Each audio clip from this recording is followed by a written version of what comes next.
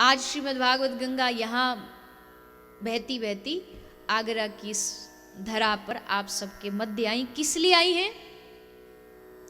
कि आप सब आए और आप सब उसमें आकर के निमंजन करते हुए स्नान करें, डरे नहीं। ऐसा नहीं दिसंबर का महीना चल रहा नहाने में, कई लोग ठंडी के महीने में नहाते नहीं, वो बट ड्राई क्लीन ही करते हैं। और फिर कुछ अगर पहुंच भी जाते हैं गंगा के घाट पे तो कैसे नहाते हैं। अच्छा, मैंने एक वीडियो देखी अभी कल परसों, देखी आपने? हाँ, उसमें एक भैया जी हैं, वो गंगा जी में डुबकी लगा के कह रहे हैं जिसको अपने नाम की डुबकी लगानी हो तो हमको पैसा दे दो, हम डुबकी लगा देंगे। वाह रे कलयुग, हम डुबकी लगाएंगे, तुम बाहर बैठे रहो और हमको पैसा दे दो, तुमको ठंड लग रही है। गंगा जी भी बैठी बैठी सब माथे पे हाथ धर के कह रही होंगी ये कौन सा युग आ गया, बताइए। और फिर चले भी गए गंगा जी के घाट पे तो कैसे नहाते हैं? डुबकी नहीं लगाएंगे, बड़ी ठंडी है, बड़ी ठंडी है। वो लोटा लेके उसमें थोड़ा बहुत पानी भरेंगे, थोड़ा एक बार इधर डाल लिया, एक बार इधर डाल लिया, बड़ा जल्दी जल्दी और हो गया। उसमें भी गंगा स्नान का फल तो मिल जाएगा आपको, क्योंकि गंगा जी आपके मस्तिष्क पर गई, फल मिल गया। पर गंगा जी के भीतर जाके जब तक नाक बंद करके उसमें 5-6 डुबकी न लगाओ तो वो डुबकी का जो आनंद है उससे वंचित रह जाओगे। फल चाहिए तो एक लोटा भी नहीं, छींटा डाल लो गंगा जी का, मिल जाएगा फल। पर फल मिलेगा वो गंगा में डुबकी लगा के जो स्नान का रस है, जो आनंद है। अब लाने को तो एक बोतल में यहाँ आगरा में गंगा जी भर लाओ, थोड़ा सा डालो, रोज आपका गंगा स्नान है।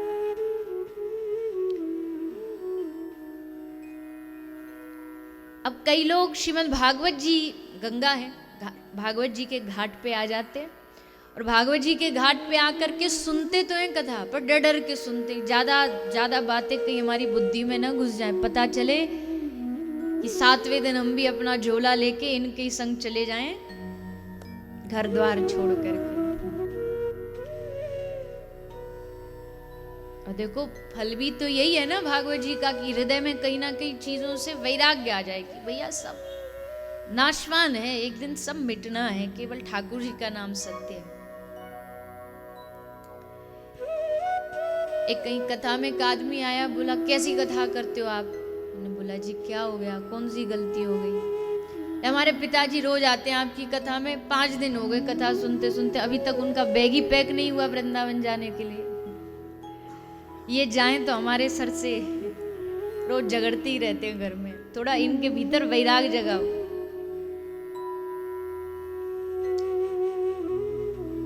श्रीमद् भागवत भक्ति का ग्रंथ है, ज्ञान का ग्रंथ है, वैराग्य का ग्रंथ है, भगवत तत्व के दर्शन कराने का ग्रंथ है।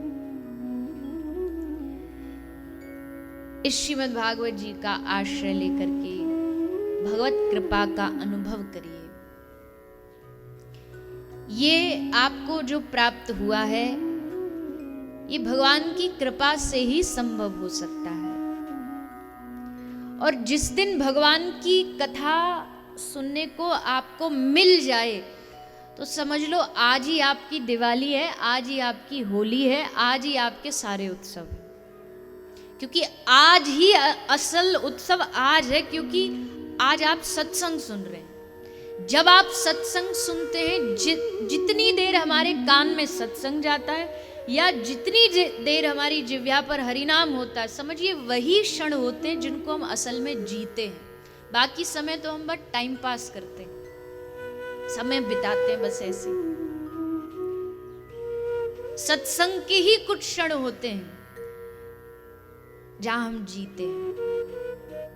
और अगर सत्संग सुनने को आपको लगातार मिल रहा है तो समझो आप बड़े बड़े भाग्यशाली हो, ठाकुर जी की बड़ी कृपा है आपके ऊपर।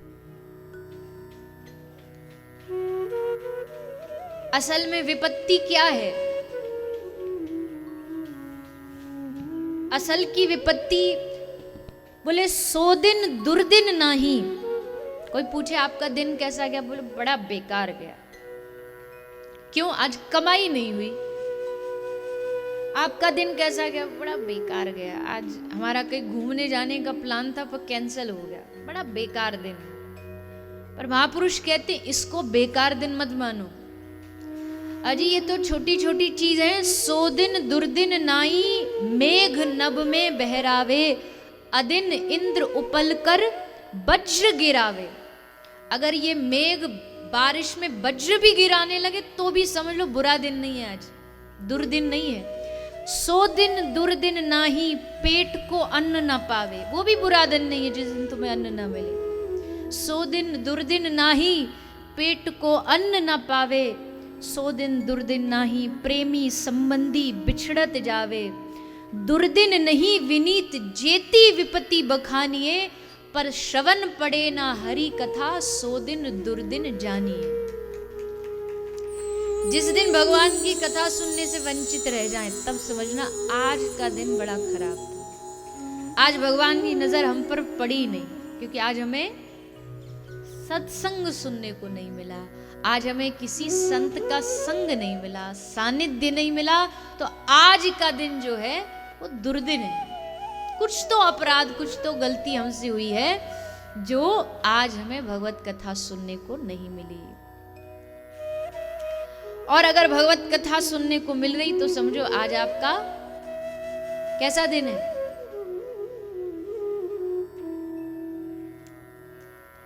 देखो भैया, बात तो ये है कि दिन तो सब अच्छे ही होते हैं, बुरे तो हम बना लेते हैं उनको। समय कोई बुरा थोड़ी होता है, हम अपनी नासमझियों से समय को बुरा बना लेते हैं। अच्छा समय आएगा, एक वो अंग्रेजी में कहते हैं अपना टाइम। अब बताओ, जिसका आज नहीं है उसका कल क्या आएगा? अच्छे दिन जिसके आज नहीं आए उसके कल कहां से आ जाएंगे? भगवान ने जीवन दे दिया, शरीर चल रहा है, आंख नाक देख पा रहे, यही अच्छा दिन है। अब बस उस अच्छे दिन को भजन करके, सत्संग करके, धाम जाके, साधुओं का संग करके अच्छा बनाओ।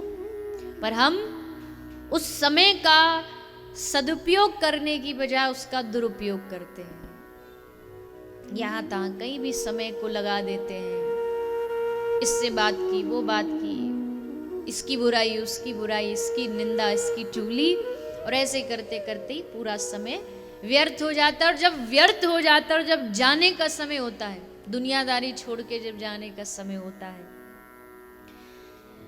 यमदूत या भगवत दूत जैसे कर्म अनुसार जो आते हैं और जब कहते भैया अब तुम्हारा टाइम खत्म हो गया, अपना तुमको चलने की बारी है, तब आदमी हाथ पांव फेंकता है।